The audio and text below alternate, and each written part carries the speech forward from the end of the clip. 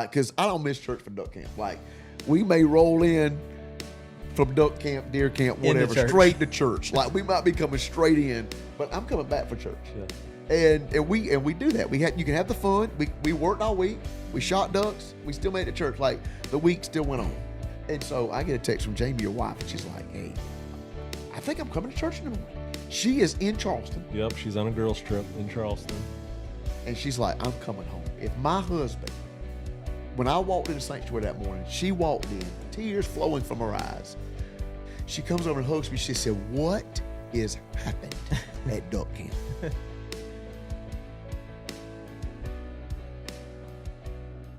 Welcome to A Real Podcast, reaching everyone, everywhere, limitless. We're here tonight in the podcast room. I have my great friends, Groover. Charles Groover, here to my left. TJ on here to my right. He is the shortest of all of us. And my brother-in-law, John Allen. We're doing a little something different tonight. We're going to talk about how we met, how we found each other. And I'm thankful this is my buddies that we duck hunt. I'm by far, we can take a vote, the best shooter of the group. You shoot the most often. He does shoot the most. So you get the most He practice fires the for most sure. rounds. I shoot Within the blind. Yes. Okay. So we would say that instead of the best shot, I shoot the most. You do shoot the most. As long as I get a ribbon.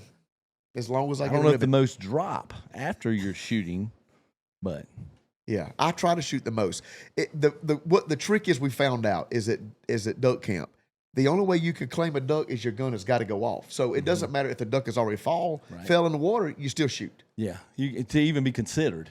Yeah. That's part of the We kill. found out last time, like the only way you can claim a band is you've got to be able to, you got to shoot to claim the band. Right. Even if it's 5 minutes after the duck fell. right. You do your best work outside the blind with the dog. Yes, That's where you're born to be. I'm born to be. Born retriever. I'm a born retriever. And you are part retriever, no doubt. I am. I try to be. I like hanging out with the dogs. They talk less. Yeah. They don't complain about your shooting. They don't ask questions. They just complain because they can't find anything. Where's the bird? Yes, I know it. We love the outdoors. We love how God has brought us together in the outdoors, and man, we have fun. And it's so wonderful that we can go and shoot and have fun. And I started out as a big time deer hunter, but as I went on, I was like, man, this duck hunting. Yeah. I found out you don't have to be quiet, Right. except for a few minutes. Yeah. But other than that, you can be loud. I'm good at being loud. Amen.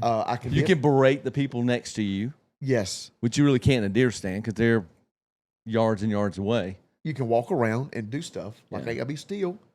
Eat A lot. There's a lot of eating. I like eating. So we have a lot of fun at duck camp. Yeah.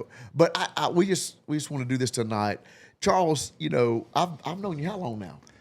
Going 3.5, 4 years, Going 3.5 4 years. Yep, I think so. We met through your Cowden outreach. I was a member of Cowden Plantations, the hunting club, and my thing at that point, it seemed to be an answered prayer to me, because with Cowden, I mean, it's a great hunting club, well renowned. The Jarretts are just known worldwide for their rifles, and this club is kind of their home base. So I was lucky to get a membership. I'd been there a few years, and then one night, my cell phone is my alarm clock, and I have a metal lamp, and I have a magnet on my phone, and it lit up at like 11 o'clock at night, and it said Bible study at Cowden. And I was like, whoa, I've never gotten that email before. And that was the start of our friendship, was that email, that light in the middle of the dark, one night. And I saw, and, little did I know I had such a yearning in my heart to connect somehow with men and people. And it's hard to do. In your day to day, other than feeling contrived about doing it, where you're trying to create it, that was not created. It was a God thing. And that's where we started through your outreach. And it was really when you guys came in, I was just shocked by how comfortable it was, how hard everybody was working. It just seemed to be a unit, and everything was working. Everybody, and it was really small at that time, but it was like, I don't know, my heart opened up, and I was like, man, this feels so real, Yeah. And you were saying things that I had heard, but not in a way that I could put the boots to the ground and do. Yeah. But that's kind of where it started with me, and it started slow, and slowly my family started working their way into the outreach, and we fell in love with it, and with your family, and how just from the heart how you lived it. How you just really lived what you were preaching in that Bible, and everything is in there. It's like you'd always say, it's all right here. Yeah. It's all right here. Don't believe me, believe this. And I had never felt happy and convicted all at once. Yeah. I was like, oh, I got a feeling I'm going to have to do some changing. Yeah. You just felt, so it was excitement and fear All at the same time. all at the same time. Yeah. It's like, ooh, all right. But that's how we met. I don't want to take up too much time. Yeah, man, that's awesome. Yeah, and let me tell you something else awesome about Charles in the duck blind. He often How we shoots get back to first. duck blind? Because the duck blind, because Cowden, we got to go back to duck hunting. Right. I've been to duck blind with you, and sometimes you shoot early. Yeah. I've been there, and Right. and I've seen you shoot early and scare the ducks off, but it's Right, okay. right. We usually give you 2 strikes on the first strike. Right. If you do it again, you Well, gotta go I'm back trying to front. handicap the other hunters. See? Yeah. And what's cool was we took the daughters duck hunting this year to Mississippi, the Delta. Yeah. And we let them all take their turn to shoot a duck that was kind of out there already dead. Right. And tell us about little Maddie. This was Maddie, yeah, my daughter. So, my daughter, who has embraced your family and this church in a way I never expected. The most unexpected part of the whole deal for me was how she has just kind of come in and just embraced the whole process, getting close to God, getting into the Bible, going to the outreaches. So that's kind of where it started. And then we ended up with this duck hunt that I think your girls, I think you had kind of said, well, let's do something that just the girls, father and daughter thing. Yeah. And so we did that. And I think she just needed an excuse to buy expensive camouflage, really. Because it's just like, oh my gosh, there's no price difference, even when it's only this long and this wide versus mine. It's pretty much the same price. It's the same price. So, but her going on that duck hunt, you really, and it kind of goes with the outreaches. I think you connect with people, you learn them, you get there, you figure out who they really are. Until you're in a cabin, a duck blind, a deer camp, whatever it is, until you're there with somebody for a day or two, you really get to know them, know. And nothing against any pastor I've been around. I've been in church all my life, but I never knew my pastors like I've known y'all. Now maybe it's because you could say, well, it's because we're similar age, but I see how y'all are with the kids. Y'all know these kids in a way that is just, it's like a family. Mm-hmm. Yeah. And my daughter has gotten in on that. She's in on it. And she's convicted by it in a good way. And I'm convicted by her actions. Right. She makes me want to be better because she wants to be better. Because that's what God's plan is for her. And you guys just kind of unfolded that plan, and then you show how it works. Hey, this can work. It can work. This can work. Yeah. You don't have to worry about, whether you're missing out on this or missing out on that. Yeah, you're missing out on it, but you're not missing anything. You're getting out of something that could hurt you. Yeah, and you're gaining the life side. You're gaining the life, right? You're gaining the life. Yeah. Yeah. I love going. Exactly right. The daughters, all the girls, they just wanted camouflage. Right. That's it. That's all they wanted And to then do. she blew, and then she did shoot. She did shoot one duck, but it was a decoy. She did. It was 40 feet But- from the spot she was supposed to be shooting, but she did hit something. To the guy, the guide, our owner, to his credit, he said, "You know what though? That thing sunk fast. You nailed it." You was a know, good if shot. it I heard it was a had good been a shot. duck, it would have been a kill. It would have been a kill. would have been If a wad of 50 ducks come in, she'd have killed one of them. Oh, absolutely. Because she was 40 foot from the duck she was supposed to be shooting at, Right, but it went right. down. It went down. It went did. down. Yep. That's Like, all that matters. quicker than the Titanic. We had fun. It was cold.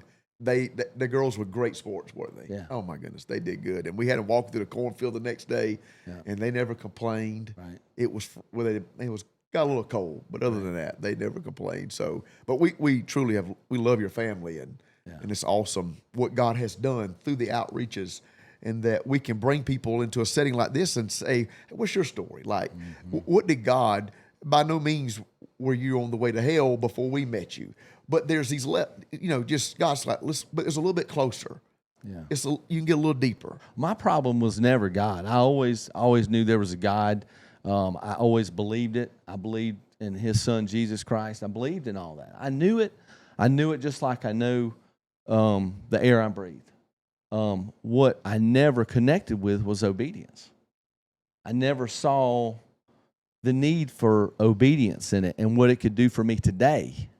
You know, to say, well, you know what, I'll right there on my deathbed, I could always, He's a graceful and wonderful God. He'll forgive me on my deathbed. And that may be true. That's up to God, not me. But what I never counted on is what obedience would give me today. Yeah. In my day-to-day. And what that would create and how that could influence my family, their friends, and the people around me at my workplace, and my community. And that's something that I think I fought with more than being a Christian or a churchgoer. There's a lot of churchgoers, but I wasn't obedient. And you guys showed me how good it could be to be obedient. Right. That being a Christian is not, it's not a downer. It's not like, oh man, look at this burdens I have. Mm-hmm. Look at these rules. You look at it as rules, then you're going the wrong way about it. Right. I'm looking at pleasing the Father. Right. The Bible says that we were created for His good pleasure, and and created to please Him, to make God happy, and obedience to the one that don't want to obey seems like a burden. Like, well, I don't have to do all these things. Well, technically, you don't have to do anything like that. Right. But what is God trying to do for you through the obedience? And you're right. It's like it doesn't just change you; it changes your wife. It changes your family. It changes your sons, your daughters, your friends, the people you're around. It is contagious. That Jesus would come. The woman at the well, when He comes, He says, I got to go through Samaria. There's this woman I got to meet. I must needs go through Samaria. And He goes by there, and he tells this woman everything about her life. Like he lists her life out. And so she leaves that spot, goes back to town. Well, these people in town knew who she was. And they go, you got to come see a man that told me everything that I've ever done. They go and say, we don't believe because of what you've said. But Christ used her testimony of going out into the city to bring them and to draw them in. So Jesus knew by touching one, He touched a city. We minimize the power of the kingdom, and we look at people as one place value, one value. And that's not what the kingdom is. That Jesus knew, if I could touch this one, Right. The demon-possessed man, when he came and he healed the demon-possessed man, and he said, hey, can I come and follow you? And he says, go home. He's like, man, like, this is not good news. I'd rather follow you. Well, the next time in the story in the word that we see that Jesus comes back to that same city, there's thousands waiting on Him. Why? That man. Right. Jesus knew that if yet this man was in my footsteps, he does grow. Right. But when this man goes back to town, they knew he was chained. They knew he was shackled. They knew all the bondages. But now that he walks in obedience, now they see, Right. man, I want to see that guy. Right. And so when he sees the value in Groover, he sees the value in And TJ, it ain't just about Groover, even though he would have died just for you. Right. But the value of the kingdom is it's a domino effect like man can imagine. Well, I love that woman. I think Jesus was the best picker of witnesses. That woman was a better witness for her community than anybody else in that town, than somebody that was seemingly more righteous. Right. You know, she was a perfect witness, and your heart goes out to her because she's an everyday. She seems like an everyday person. She was not living right, you know, and by today's standards, hey, she might not look like too bad of a person. Yeah. She might not look in like world society. In world society, yeah. Might look, but she was a perfect witness because she was unashamed to say, he told me everything. Yep. And her everything was not good. It's not good. She was an outcast. Yeah, that's right. And I think he picks a perfect witness. And me as a person who's anybody that's been around me before I've, you know, dive deep into obedience, know that I'm not a perfect person, but I think I'm a better witness than even you could be in certain situations. Correct. You know, because they're like, well, you know, of course, you know, he wants to talk to me about Jesus. Of course he does. He's a That's preacher. what he does. He's a preacher. He wants an offering. He wants this, you know, the bad, you know, yeah. They're like, but for me, who somebody I've rubbed elbows with through years, he's like, you have changed. You know, my witness is what I've done. My life's gospel. Yeah. My daily gospel that I walk, you know, through my actions and what I'm choosing into and what I'm choosing out of is a better witness than somebody who is, you know, ordained. Yeah, that's right. There you go. That's right. Because it uses you in your world. Yeah. That you live in. Yeah. That's wild. And I'm thankful. I love that we have met you and we got to duck hunt and we have fun and we laugh and we cut up and they put us in this bondages of duck blinds and they say you got to be in your spot and then they can't find me. Right. You know, because I done meandered out of the blind and I done sat in the cornfield. Like I can't. I enjoy that. It's like, where's Waldo? Well, we go duck hunting. Where is he? Where's Jody at now? He's yelling at his dog. 300 yards. 300 in yards the corn. away in the corn. What are you doing? I like when he walks the dog to the mark or walks him out there to the duck. Yeah. Like, here's the duck. I know you didn't pay attention when it flew by and we weren't shooting at it and then someone killed it, but here's the bird. Here's what you're supposed to get. And then he'll pick it up, show them how to carry it in their mouth, you know, the right way. And then the guide makes him anxious and says, you know, Jody, if she makes it to the river, she's about 30 yards from the river. If she makes it to the river, she's gone. She's gone. She's gone. He just might as well take right. your hat off. That's exactly right. She's gone.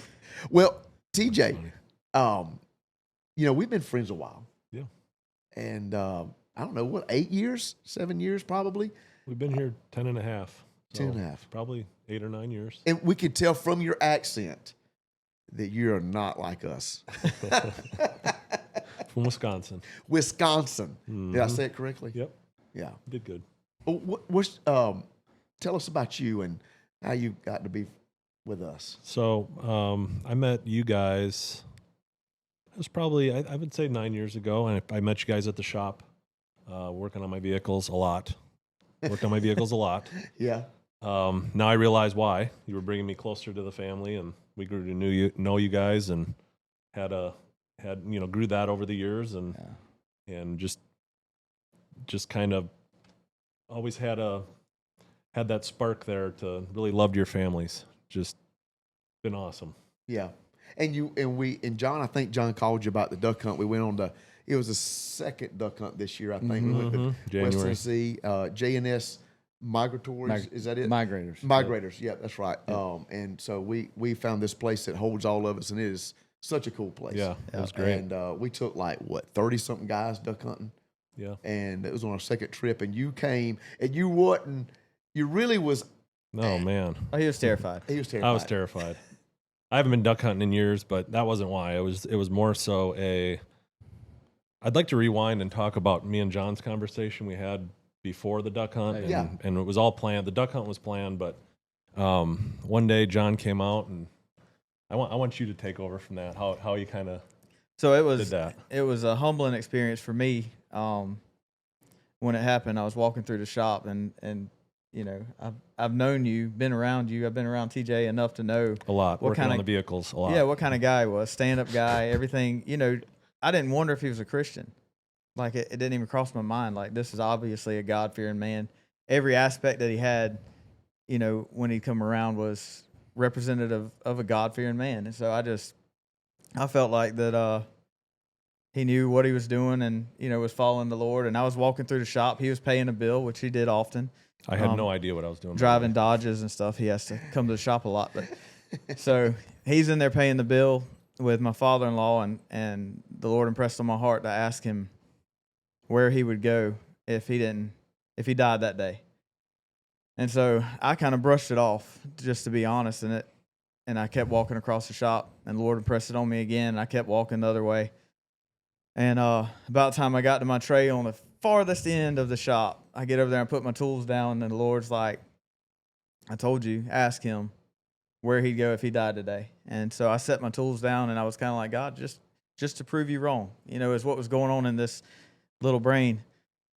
Like, you know, you look back at it and you're like, wow, I was such an idiot. But, you know, I was like, God, just to prove you wrong. I know this guy. You know, who are we talking to when we talk to the Lord? And so I turn around and walk back out the shop, wait on him to come out. And I'm like, I'm not going to just ask him at the door. That'd be so not cool. He comes out the door. I was like, hey, I got a new gun. You want to see it? And so I take him over there and we look at the gun. And I was like, man, I didn't ask you over here because of this gun. I said, I was like, buddy, if you died today, do you know where you would go?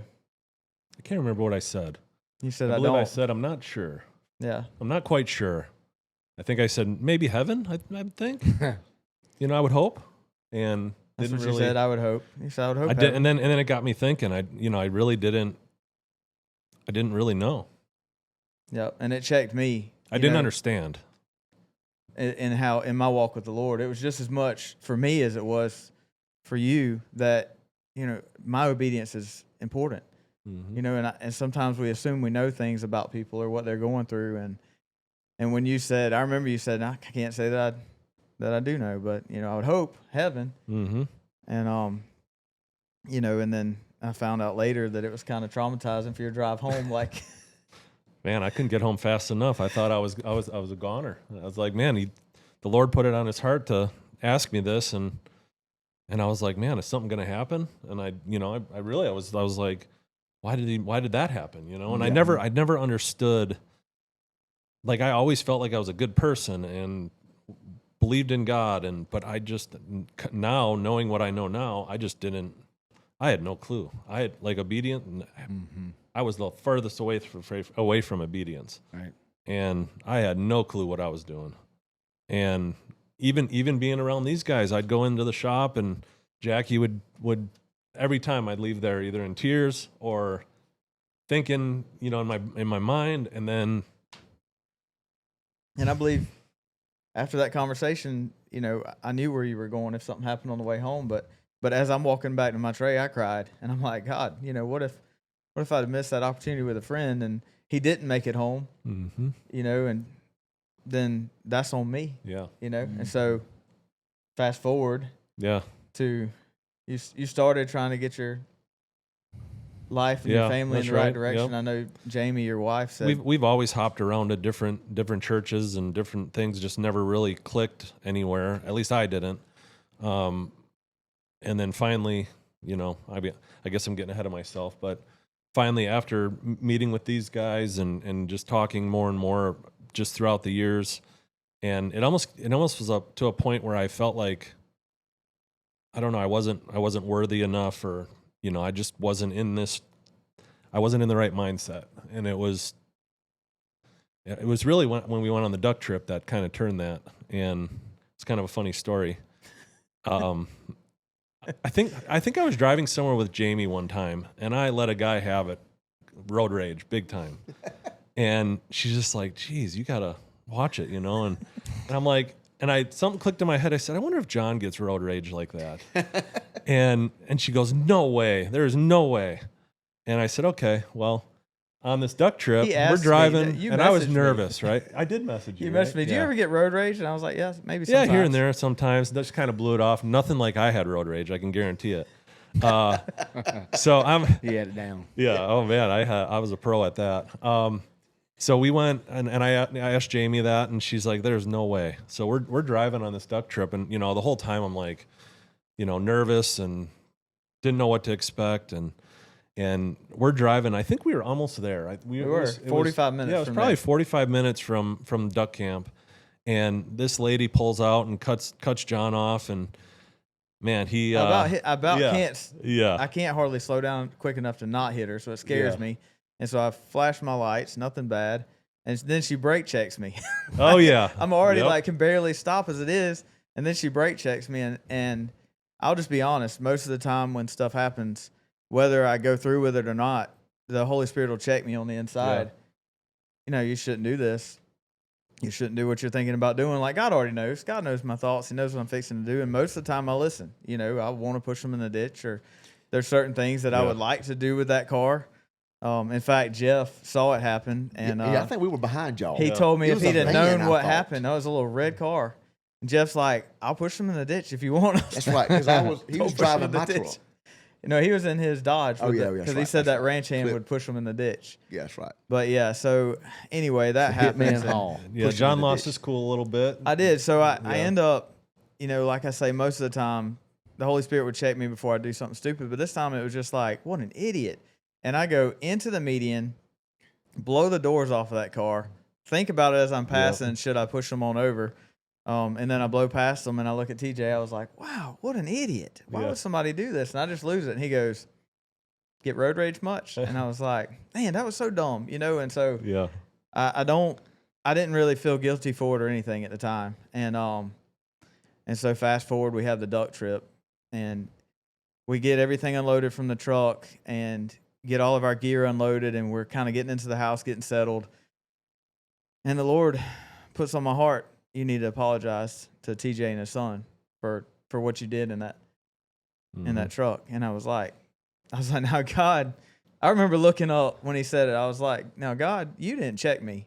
Like you always checked me, and you didn't check me. I was like, I kind of felt like this one's on you, God. Like, why didn't you check me? It's God's fault. Yeah. And as I started to walk away, I was like, nope, we're not doing the whole shop thing again where I walked away and you had to tell me 3 times. And so I walked to him in Brantley, and I was like, man, I just got to stop you a second. And I said, I'm sorry. I lost my cool and ran that. And then you tried to brush it off. You're like, dude, it happens. All good. Yeah, it happens all the time, man. I do it all the time. That's what and I was do. like, But I bet it was impactful. That's what I do, but worse. Yeah. But I bet it was impactful, wasn't it? Yeah. You But I probably told told him. Yeah, that's really what opened the doors to Open your heart. To open my heart to really open up to John and talk and just something that silly that he didn't get checked to stop and think about what he said. It opened my eyes to him to John, to talk to John more and open up to him. And it was, that little moment, opened my eyes. It was after the Bible study, the second night there. He's like, I got to show you a text. Yeah. And I was like, oh boy. It was this. We're already emotional. The Bible study was just, an anointing was there. Yeah. It was awesome. Like it was so life changing. People were deleting apps off their phones the whole time. Oh yeah. Yeah. Like, okay, well, we're going to walk in obedience now. Like we're not going to say later, but right now. Mm-hmm. And he's after, we're just balls of tears and crying. He's like, I got to show you this on my phone. And it was a text from you to your wife. And it was like, hey, look, John did this thing. I realize he's not perfect. And now I can talk to him. I realize he's not that perfect. And I never tried to come across as perfect. I have all kind of faults. But perfect in certain ways. Way more obedient. I guess it could be obedient. Not perfect, but obedient. But we have flaws all the time. And I think that's what's so cool about even like with this real podcast and with the duck hunt, you're with guys. If you wonder how it is, you can go in Pastor Jody's room that he's staying in, and we try to pick the people that are in the rooms accordingly. Like our room was pretty organized, right? You come in, Charles, a little late, and everything's ready. Your bed's nice. I'm very organized. And then we walk in that room. Let's have a meeting, and I go to try to walk in that room, and there's Sitka clothes everywhere. It looks like a Sitka truck exploded. All right, we're rooming. Whose and what's going on, and it's just absolute chaos in there, and And I don't sleep. Like I'm so pumped for duck camp. Yeah. Like I don't go to sleep. He is up early. He's the earliest guy up. He's checking on everybody, making sure the coffee's, the people. I'm in the shower and my phone's alarm is going off in the room, and my entire room is give me the death stare when I come back in the room. They're like, what are you doing? Like, you're an idiot. Like, what are you doing? Like, I have so much fun at dunk camp. It's like amazing. You But got to turn the snore fan on, and nobody knows. Nobody knows.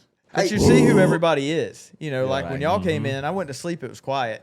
Yeah. Y'all come in, and I don't know what's going on. I wake up to this helicopter landing on the building, and I'm like, what is that chaotic noise? And there's some kind of jet fans in our room Snore that Charles fans. shows Snore up at 3 a.m. and cuts them on. Yes. Yeah. I mean, you sleep through a hurricane with those things. Well, I remember when Josh Childers, we this thing is going to be an annual thing, I believe, that we do. Is so Josh, we brought him along. Nobody's ever had like Bible study at dunk camp, so we're doing this thing, and we've got this food. We kind of got most of the house. The whole house is not ours, but like I remember when the thing was over, because I was kind of on the front row, and I was listening to Josh do this, which seemed to some people like, man, that's very like it's like children's church teaching. It wasn't very complicated. It wasn't whatever. But man, I remember turning around. People's getting up because he's been talking for about an hour or so. We get up, and you just got this look on your face like you've seen it goes. Like, I don't think you moved for like hours out of your chair. Like you were every time I walked by, you're still in your chair. Yeah. And like I was like, God, I got a gut punch. is that doing night. something in that guy's life. Yeah. And it really did. I mean, he hit me when he said that you have to war for your family and war for your friends. That really got me. Mm-hmm. Yeah. Because you've always been a respectful man. Mm-hmm.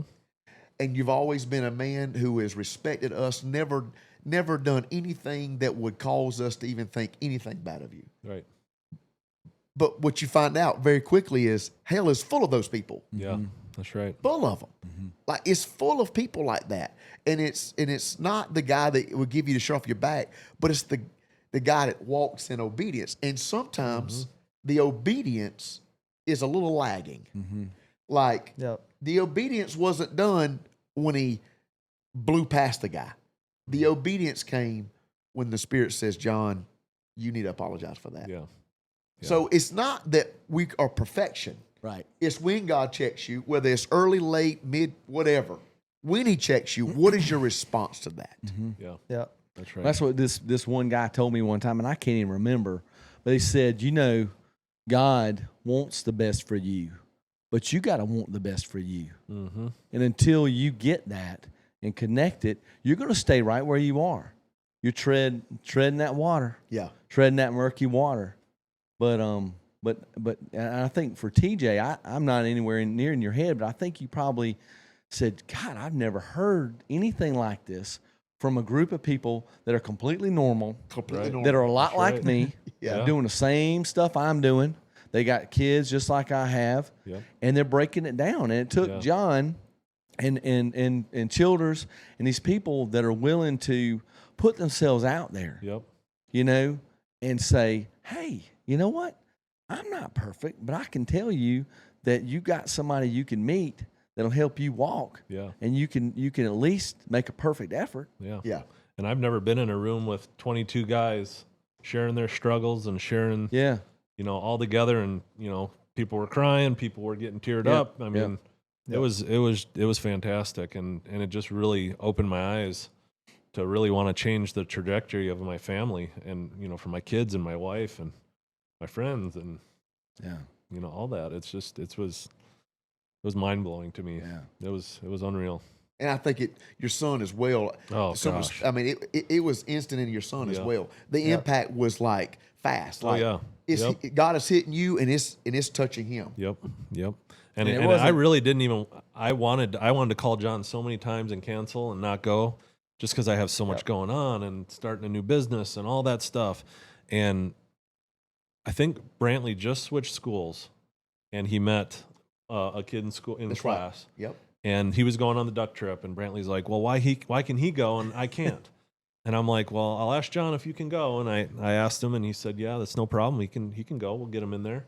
And there were so many times I wanted to call and cancel, and I knew that he'd be upset. So we stuck through it, and I'm so thankful we did, because life-changing. God knew what would be that extra hook that would get you there. That's right.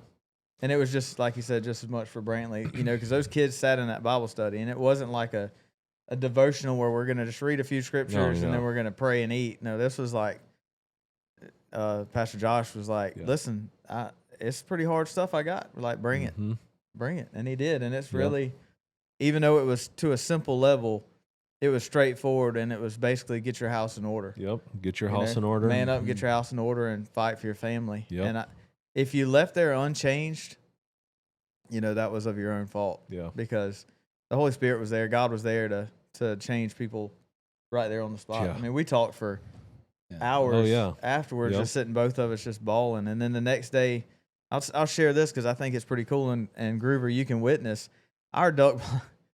Guys, we got given the gar holes on our duck blinds, I feel like, the first couple times. Yes.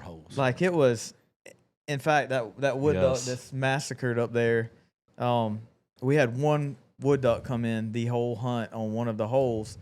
Yeah, I feel like we're off one blind every day. Yeah, and everybody shot at it. He died, and then he died again. And then I believe on my video, he hits the water, and then somebody fired that last shot, and he died again. Yeah. We weren't letting him get away. So as we collected the feathers and everything and brought it together, But our first two hunts were really poor from the aspect of looking at it from the world standards. Right. It was poor duck hunts.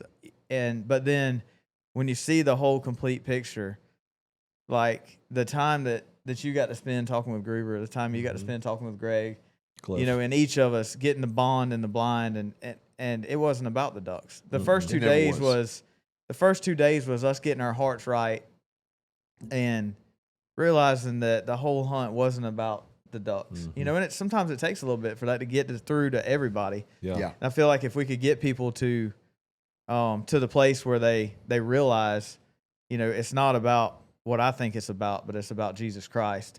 If we could get to that point, and by day 3, our duck hunt started with prayer. Y'all remember the difference? Mm-hmm. We come in and we're like, all right, listen, first 2 days, this ain't been about Christ. Day 3, we're going to make this thing about Christ. And if we don't see a bird, we don't see a bird, but it won't matter because we realize now what the reason we're here is. Yep. And man, did we slaughter them? Man. We shot stuff in the face. I think I said that night before. I said, oh, yeah. We're going to kill some ducks said something's tomorrow. different. Something changed here. I'm killing stuff tomorrow. Oh, yeah, we're killing some ducks. I was shooting for y'all. I could hear y'all shooting. I was like, I'm going to shoot too, just random. Well, it didn't hurt that we were with the duck slayer. The duck slayer. My God. He was Drake, like Sasquatch, when you got a name Swamp like Thing, Drake, Duck Slayer, all in one. Yeah. Oh, he's a killer. He he's a was killer. born to He's awesome too. Yeah. Yeah. But I think too, the thing about it is the way Childers puts it, man. Christianity, I think sometimes gets a lack of masculinity. It is kind of a wimpy slant a little bit, but there is nothing unmasculine, unmanly about taking control of your household. Right. Yeah. You got to be a warrior for your children, a warrior for your wife and your household. And I think that when he did that message those nights, man, it just really, I was like, wow. Put it in perspective for me and just solidified what I was doing and choices that I was making. Yeah, and I don't think people understood how bad the enemy fought that thing. It was a battle, and I would encourage people that maybe watch this, or even the guys that are sitting here today, and is that warfare. It can mean that you're doing what you're supposed to be doing, and sometimes the hard warfare. For you would have been in your mind trying to figure out, hey, should I even go? Should I be this? Oh, yeah. That battle in your mind, but God was fighting for your soul, for your family. He was fighting for you. And time we got there, we was met with at adversity. It was there, stuff that people don't even know. I won't even say on camera, stuff that went on. And it was like, man, something's trying to stop this and it's trying to stop that. And the whole time I'm like, it's because God is fixing to change people's lives. Yep. Not. It was that sandwich from Buc-ee's that was trying to mess with you. It was trying to mess with me. It was. It was that triple pork sandwich from Buc-ee's. Yes. I'm sick of stopping at Buc-ee's. Eating on the tailgate at Buc-ee's. Yes, right. I'm sick of it. But, and at the end of the day, we figure out God is fighting for you. I didn't know that. I thought, man, he's just going duck hunting with us. And there was so many of us that went. And, we baptized a guy the duck trip before in the same water we were walking on that morning. That's how cold it was. And got out that water, and I'm like, the first guy was okay because I don't waders, but when you go down, you fill your waders up, and then there's somebody else says, I want to get baptized. I'm like, oh, now I'm wet. Like it's freezing. Right. Freezing cold. And Breaking so, ice that morning, yeah. oh my goodness, it was so cold. Walking on ice that morning, baptizing them in the water that afternoon. But God's moving, and I think that people, I'm reminded of the story of Moses when God is called Moses, and Moses has got this thing like I can't, God. How are they gonna know I'm from you? What's in your hand? I got this stick. All right, that's exactly what we're using in the stick. Yeah. Like all we had was duck hunting. We love the outdoors. We love deer hunting. God uses what you have. We're always looking when we're called, we have purpose in our life. We're always looking for God to provide us something so that we can be the men or the minister or the family or the whatever we're called to be. And God's like, Moses, what's in your hand? A stick. That's all you got to have is that stick. You sure, God? He's looking at Groover. He's looking at Joe. He's looking at John, TJ. What do y'all have? Yeah. Man, we like shooting birds in the face. Like I like killing stuff. Yeah. I do. I like shooting at ducks. I like shooting geese. That's all you need, man. Shoulder to shoulder combat in a duck blind. Yep. Sharing the love of Christ, and just being the men that God's called us to be. Don't mean we're perfect, right? Why? Because sometimes obedience is late. Mm-hmm. It can come up late, but as long as it comes, right? Mm-hmm. That's all that matters. And so, so the enemy fought prior to it, and I think that something has to be said here about. So I'm in another truck. You're in the truck with me. Mm-hmm. 8 hours it's probably 5 hours on our journey. Right. You asked me, do we get to talk any? Yeah. Like, because do you remember what you played? Go ahead. We ride in the. I'm gonna tell on you. Go ahead, tell you. I don't talk much, and I don't say many things. I don't. So when we're going, there's no music. All you hear is the tires roar for 7 hours. Greg's over there. Yeah, Cliff's in there, and finally you're like, Cliff ate all your gummy bears. He ate all my gummies. Cliff Jones ate all my gummies, and you're like, do we get to talk or play games? But you know what you played for me?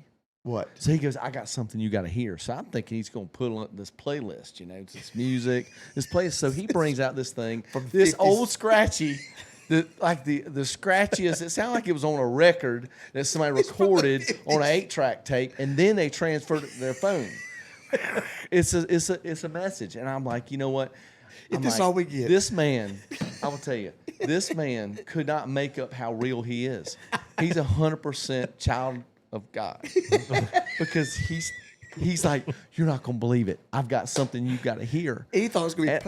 I didn't know what it was. I didn't know T-Pain or something. I was like, he gets down with it a little bit when he ain't around church. I don't know what he's gonna do. It sounded like somebody put a record on there, and it was a whole mess. It was good. Don't get me wrong, but I'm just so. And deep down, I was like, I love this man, but I don't like his choice in entertainment sometimes. I know it. Do we get to talk? Well, I remember getting a text from Jamie. You're not going to believe this. He has texted or called me, and we're coming to church in the morning. Yeah. Like, because I don't miss church for duck camp. Like, we may roll in from duck camp, deer camp, whatever, straight to church. Like, we might be coming straight in, but I'm coming back for church. Yeah. And we do that. You can have the fun. We worked all week. We shot ducks. We still made it to church. Like, the week still went on. And so I get a text from Jamie, your wife, and she's like, hey, I think I'm coming to church in the morning. She is in Charleston. Yep, she's on a girls' trip in Charleston. And she's like, I'm coming home. If my husband, when I walked in the sanctuary that morning, she walked in, tears flowing from her eyes. She comes over and hugs me. She said, what is happened at duck camp? And she said, what is going on? Yeah. And she said, I'm coming home. If my husband says, we're going to church because you told her, hey, I'm going to take the kids to church in the morning. She's like, oh, no, I'm 3 hours. Yeah. Not without me. Not without me. I'm coming. That's right. Yep. And it instantly, like there was a life change in that. Like it didn't wait weeks and months. It is like that. Yep. Well, there's nothing more powerful in a relationship to when your wife is embracing and standing behind a man who is doing what he was born to do, what God, created him to do. Yeah, it's so powerful, and it brings your relationship on a whole nother level. Yep. And it just boosts your confidence. Yeah, it does. It does. Well, so for 5 months now, you've been in church. I mean, you've been this faithful. We've baptized a couple weeks ago. Mm-hmm. What has your experience been in the last 5 months? Not always easy. Yeah. but great. I mean, it's been great. Don't get me wrong. But it's not easy. That's for sure. Yeah. But it's been really, really good. I see the change in my family, change in my wife, my kids. I mean, my kids are just you can't keep them away from the new family that we have grown. Mm-hmm. And I mean, the people that they've met, that we've met throughout this whole process has been unbelievable. It's been great. And now really your parents? My parents, and just people. I mean, just even how I react to things at work or in different situations, or even with the kids, and how I see them responding to different things has just been absolutely life-changing for sure. And it is powerful to know that you're changing the trajectory of your family and your life and your kid's life through God, and it's pretty awesome for sure. Yeah, but not always easy. It's not always easy. That's right. And you come to some of the outreaches and things with us. Oh, yeah. And that's been Backroads great. has been the one. I don't think I've missed the Backroads yet. Yeah, that's right. I mean, you were there that Monday. Yep, I mean, we back Sunday. that Monday. He's there. Yep, that's right. We go to Sunday morning church. We at Backroads on Monday. You're there, and wife family came to that as well. Mm-hmm. And I could and you would walk out and like, man, I didn't see all of this. Mm-mm. Like, nope. And to see that in your life and to see it in people's lives changing, even this past week when we walked out and we was talking about Psalms 1, and you're just like, dude, this verse is amazing. Yeah. Yep. In the whole time that's been there, but God, isn't it powerful how God could take a grown man and like, man, this is new. Yep. Like things just fresh pop out you. at you. Yep. And now that I'm starting to understand it and read it and understand what I'm reading, and things are just popping out at me, and I'm starting to understand things. And man, I was just down the wrong path. I was not understanding any of that. And to come to that, and on the duck trip, and I was telling John, we took a shower after we got back. I took a shower. Wasn't that kind of duck camp? and I went in the shower and I broke down. Something came through me. I was hyperventilating and I just broke down in the shower. And I'm like, man, I got to pull myself together. I'm at duck camp with all these guys and I can't pull myself together. Mm-hmm. And it got to a point where I told him, and I was just like, man, I can't pull myself together. He's like, well, that's God's moving. God's moving in you, and he's working. And I think it was that next morning too. I had my head out the duck blind, and the sun was coming up, and I went to bawling again, and I was like, oh, man, hopefully no one's looking here because I barely know these guys. I'm just getting to know these guys. And oh my gosh, it was, and I just felt it from that moment. It was just, I don't know. It's unexplainable for sure, and it's been great. It's been great. A lot of great people. Yeah. That we've met. Yep, and it's powerful. And I think what this should share with anybody that would watch this or be a part of this. Here we are talking with someone who's known two different stories. Mm-hmm. Like I've been going to church my entire life and known church mm-hmm. and in these things, and just realized that this late in life, well, maybe I was doing a little bit wrong. I had a lot right, but there was this little bit wrong that was costing me a lot. Mm-hmm. And then from your side, it's like, well, I was a good guy. Yeah, I was doing nothing right from the. Yeah, I was a good guy, but I was really not doing anything right. So, so it doesn't matter what stage you are. Yeah, Doesn't matter where you are. That Christ is giving these opportunities. God and His Spirit is giving these opportunities for people to get. There's this another level. Religion says, well, just go to church, check a box, read the Bible. And over the last couple of weeks, we have been constantly not against, but talking, preaching about how Jesus came against those religious spirits. And I think they come in all kind of different forms that we don't understand. And some of the forms are that, I just don't want to change what I'm doing. Mm-hmm. Like some people say religious is, well, you act like you're better than me. No, it could be religious spirit. It could be like the scribes were when Jesus healed the man of palsy. And He said in their mind, they begin to process, why did He say thy sins forgiven and not rise up and walk? And Jesus challenged them in their thoughts. He knew what they were thinking. Mm-hmm. And He knew, and they knew by Him changing the format of what they've always done, He's affecting their way of living, their way of life. And a religious person don't want their way of life changed. The religion inside of you would have been like, don't go to duck camp, because if you go there, you have to change what you're doing. Mm-hmm. Whatever you are right now is good enough. In this Christ, this power, this truth, this word, this spirit is going to change your very actions. It's going to change your way of life. You're going to want to do things you never wanted to do. And you're not going to want to do things that you've always done. Like, that's what's going to happen. And the enemy of your soul, which can work through religion. If I can just come in the sanctuary and sit down and be quiet and no one say anything to me, I can sneak out every Sunday and I can still be who I want to the remainder of the week. The 6.5 days that I'm not here, I can be who I want to be. But you find out at Duck Camp, you can't hide all that. Like, you'll find out who you really are and who people really are. And so, but Christ wants us to change, to be what he's called us to be. And I think today that the beauty of what God has done in your life, in your family's life, that I didn't know you, but for just a few years now. I didn't know you before outreach.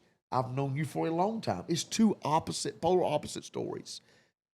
But the same God moved on both of your behalves for the betterment of your families, for your souls, for your children, for both of your business owners, for your businesses. Your employees are benefiting, and they don't even realize it. That God is moving in them, and they don't even realize it. They might not realize it today, but he is. And that is the power of the kingdom. In this podcast, what we want to do is take people in their story, the limitless power of God. Amen. He is not contained to four walls, a steeple, a sanctuary, a minister, that he can be in a duck camp where we all look like blooming idiots dressed in camouflage, standing in cold water, haven't slept, awful car rides, long car rides, back hurt, no sleep, getting out there, and you think, how can this be fun? I don't know. But as long as God's keep changing lives, I'm going to keep going. And it's the beauty of what God is. The power in nature? Absolutely not. Is the power in the hunting?